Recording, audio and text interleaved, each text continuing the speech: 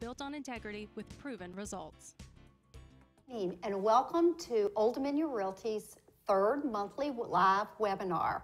We thank you so much for joining us and encourage you to participate with our email program, emailing questions. You can email questions during our live webinar, or you can certainly email questions afterwards. That would be fine as well. But we do encourage your participation and enjoy that. My name is Pam Estes. I'm with Old Dominion Realty, and I work out of the South Main office, which is on Route 11 South, across the street from McDonald's and Duke's Plaza. And again, joining me this evening is Renee Whitmore. And Renee, what Old Dominion Realty office do you work out of? I work out of the Crossroads Plaza office, and that is in Penn Laird, which is east of Harrisonburg, across from the Crossroads Farm Subdivision and the Farmers and Merchants Bank. Great. Our first two webinars focused in, Renee and I both talked about being a seller's agent and talked about how we a buyer's agent, and how we take you from the pre-approval step through purchasing your home. This evening, we're going to change hats a little bit, and we're going to talk about how Renee and I become seller's agents and what our responsibilities are to the seller. The first thing that we talk to our sellers about is how do you prepare your home getting ready to list it. So many sellers say, I want top dollar out of it, out of my price. And of course you do, but that takes some energy as well and good planning. So Renee, let's get started with the outside of your home. Sounds fantastic. We're going to jump right on in here and talk about the first thing that you see when you pull up to a house, and that is the exterior of the home. Really making sure that the curb appeal is there for your house. You want to make sure that when a buyer pulls up to your house or they drive by and they see the for sale sign in the front yard, you want to make sure that you are inviting them to come in and see more. You're going to want them to want more of your house. So it's important to make sure that that first impression is really the very best that you can give them.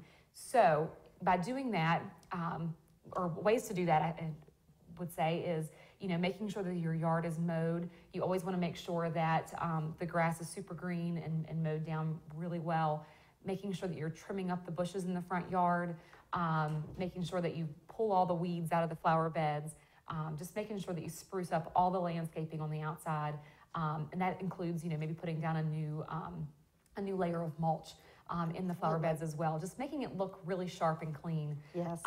My husband and I were planning this weekend. We have a graduation coming.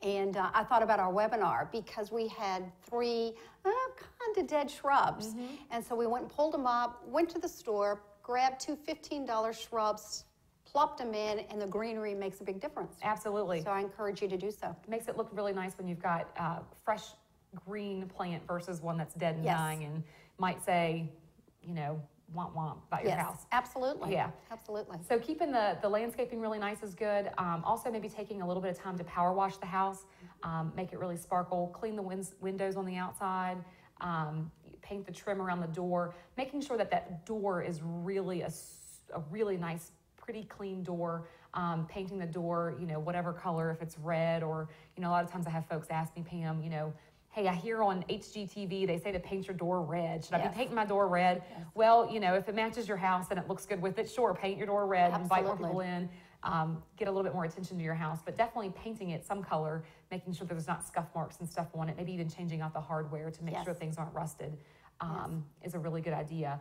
Another thing to do is to make sure you're cleaning up any trash and debris that would be outside, along the driveway or along the road.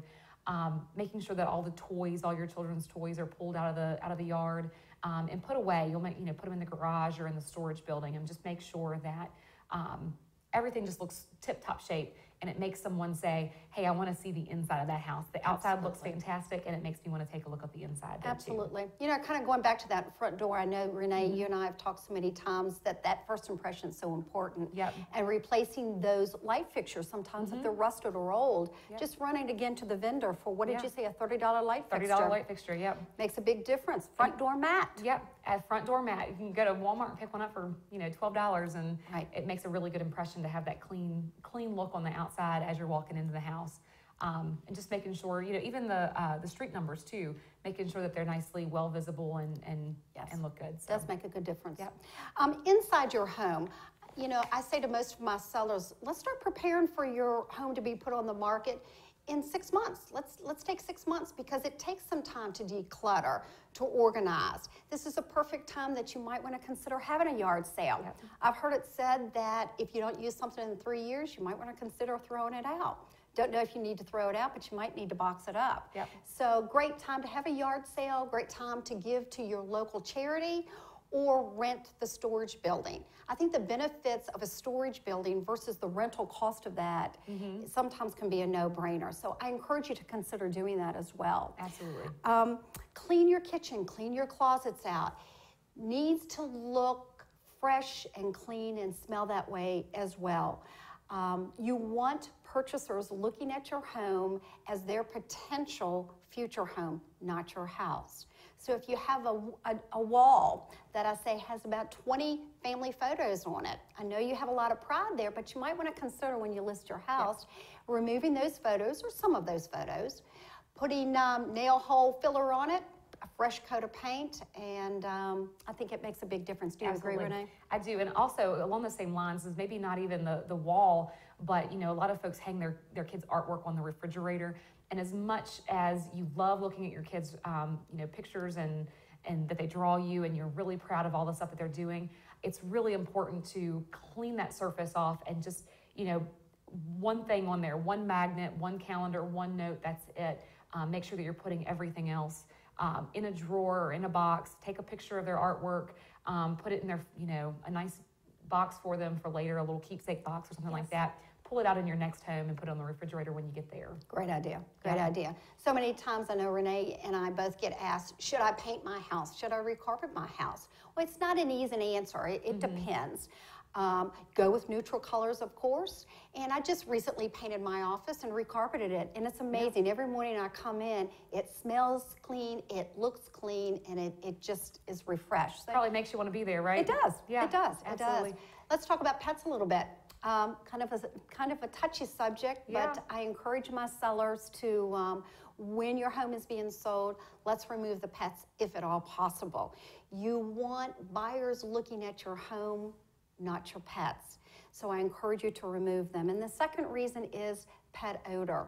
That's pretty much an obvious thing, but it's not a good thing to have a pet odor. So I encourage you to remove that as well. Absolutely. And I think along the same lines of that is, you know, when you've got maybe a cat in the house and you've got a litter box, making sure that you're cleaning that and you know, before, you don't want people to come into your house and say, oh, they must have a pet. They must have a cat. You want to make sure that you're cleaning that before all the showings and making sure that it's clean, that it smells really good, and that there's not, you know, that somebody doesn't walk into the house and say, oh, I bet they have a dog or I bet they have a cat. You want them to come in, and then when they see a dog bowl with food or a cat bowl with food, to go, oh, I didn't know they had a pet. Yes. So it's really nice to make sure that the house smells and looks as clean as possible. You know, wipe those drool stains off the screen porch or the screen door when they come in, so that they don't know you've got that dog's slobber on the door, right? Absolutely. Absolutely, Renee. Yeah. Absolutely. Pam, another thing too, I tell my folks, we were talking about decluttering and putting away things and making sure things are really organized. I tell my folks when they're looking to sell, look, you're gonna be moving anyway. You're gonna be moving in the next, you know, couple of months, hopefully sooner rather than later. So why not go ahead and start boxing up those items? Start packing them as if you're gonna be moving them anyway. Put them into boxes and store them neatly and organized in either that storage unit that you're renting, the garage, or the storage building out back. Just making sure that whenever you do put them in boxes and you're storing them away, that you're putting them neatly, stacking them neatly as well, so that folks can see all of the space and the storage that you actually have in your home. You really want to showcase that and make sure that they can see themselves being organized in your home as well. Very true. Very true. Yeah. Thank you. Yeah. So I think does that bring us to the next section here, Pam, about pricing and positioning? It does. So the next section here is, you know, we've got our house is super clean and organized on the inside, and it is welcoming and inviting on the outside. So the next step in the process is, you know, getting your home ready to sell in the pricing scheme. So what we want to do is we want to position your property to sell. By saying position your property to sell, Pam, what we're talking about is making sure that we're comparing your home to homes that are very similar in a similar neighborhood that have either sold in the past 3 to 6 months, just making sure that we're right on mark with what other buyers have purchased homes for that are similar to yours, as well as looking at other competing listings that are on the market. Right. So looking at your competition and making sure that you're not the most expensive house in the neighborhood, making sure that whatever price range we're in, we're on point and we're not, overshooting or undershooting, and just making sure that we're positioned properly. Absolutely. Yeah, absolutely. And I wanted to mention too, got myself a note here, Pam, that says next month in May, we're going to be doing another seminar, and we're going to be bringing one of our appraisers in from Colonial Appraisal Service. So we're going to have an expert here next month to really tell you how they go about valuing a home. So I think it'll be exciting for folks to tune into that. I think so too. Yeah. I think that'll be a very interesting Yeah. webinar. And so we talk about why do realtors make a difference? Well, it's pretty obvious, I think. Yeah. We do start out with assisting you in pricing your home, just like Renee had spoken about, looking at the comparables that have sold in the last 3, 6, maybe even the last 12 months, creating a marketing plan for you, and negotiating your contract of offer with the buyer's agent and the terms. When you have your contract, it's not just about the sales price, but it's about the terms that are part of that offer as well. In our recent market, Renee and I were talking this afternoon how we're starting to see multiple offers. Yeah. That's a good sign. That means we're getting more than one offer on one listing. That means a healthy market growth. And so as a seller, Renee and I's job is to help you and advise you on how do we handle a multiple offer situation. Scheduling your inspections, your home inspections, keeping you on track, and answering any and all questions that you may have. So yeah, I think it's probably pretty important that you have a good buyer's agent and a good seller's agent as well.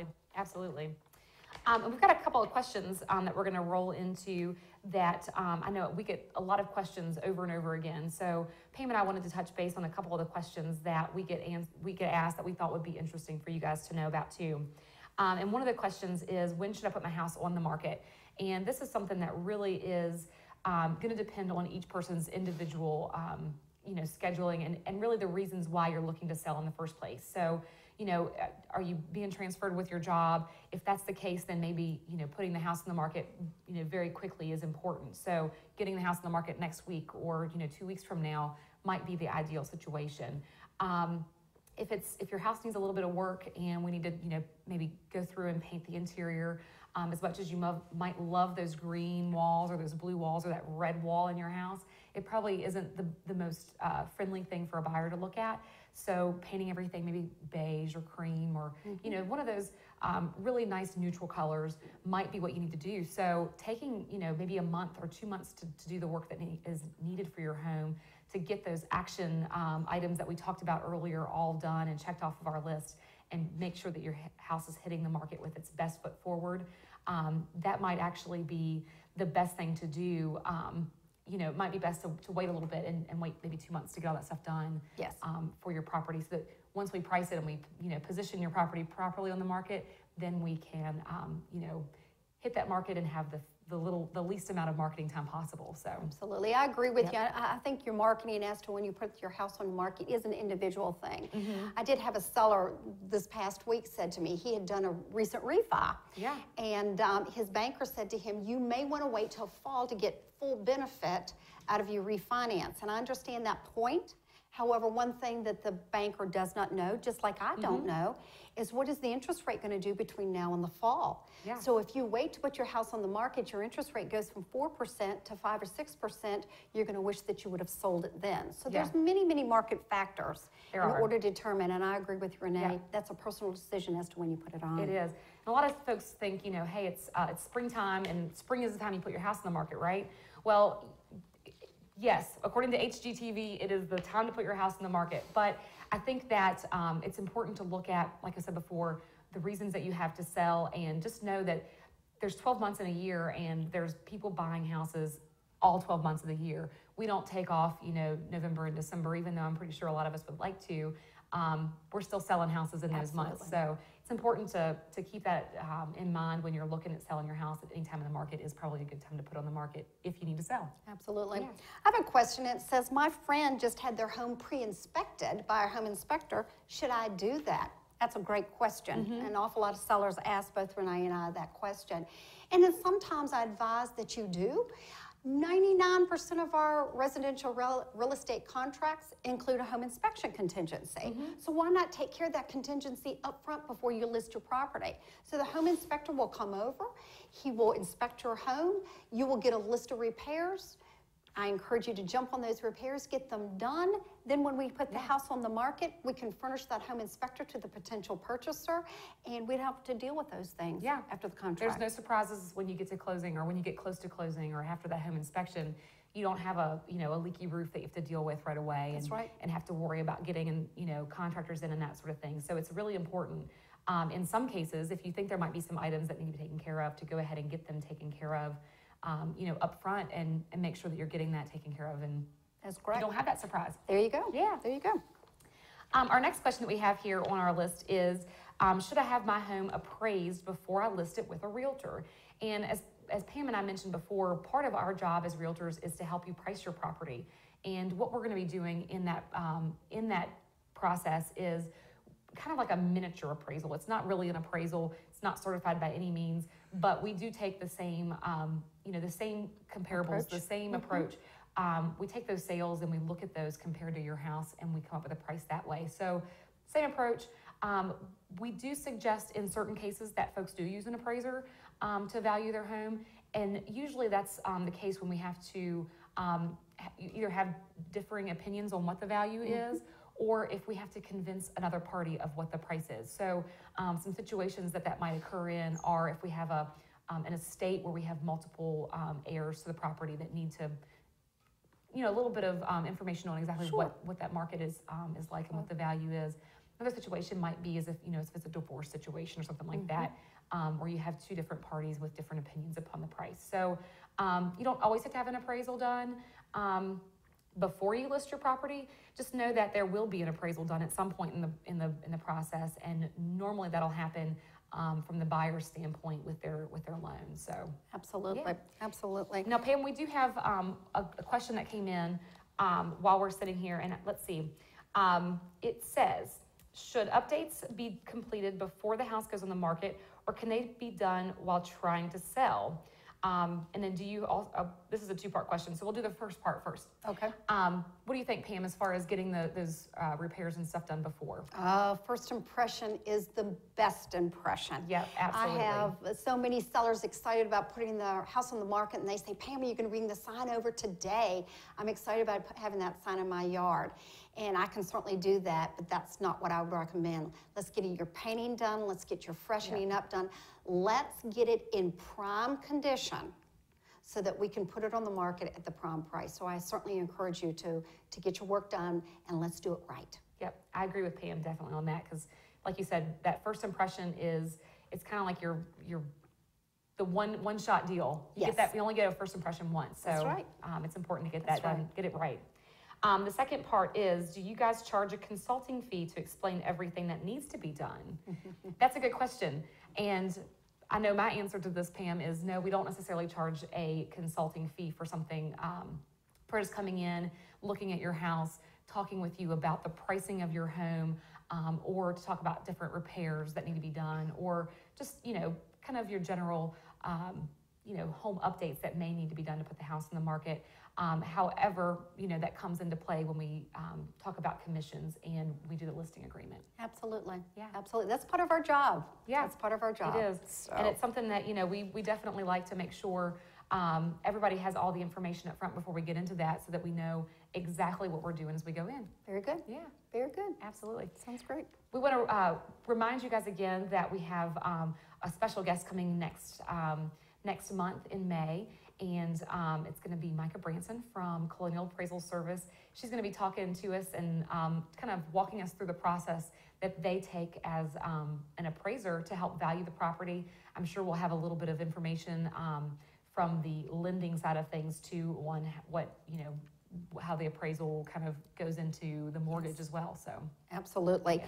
We have also, Renee and I have developed a checklist for reminders, good reminders, or have discovered a checklist of good reminders of things that you want to do in order to prepare your home to put it on the market. You can contact me at Pam Estes homes.com, PamEstesHomes.com, and all my contact information there. And I'll be happy to forward the checklist with you and schedule an appointment to take a look at your home. And Renee, how can we contact you? Yeah, you can visit my website, and that is ReneeWhitmore.com, and a lot of my contact information is there. You could also contact me on my email at Renee@ODRVA.com. So the email address that you've been seeing at the bottom of your page all night long, where it says mail@OldDominionRealty.com, you can just swap out that mail for Renee, and that'll get directly to me. Wonderful. Yeah. Again, we thank you so much for participating again this evening, for joining us. We look forward to, again, our monthly webinars that we'll be having through 2014. And thank you and good evening.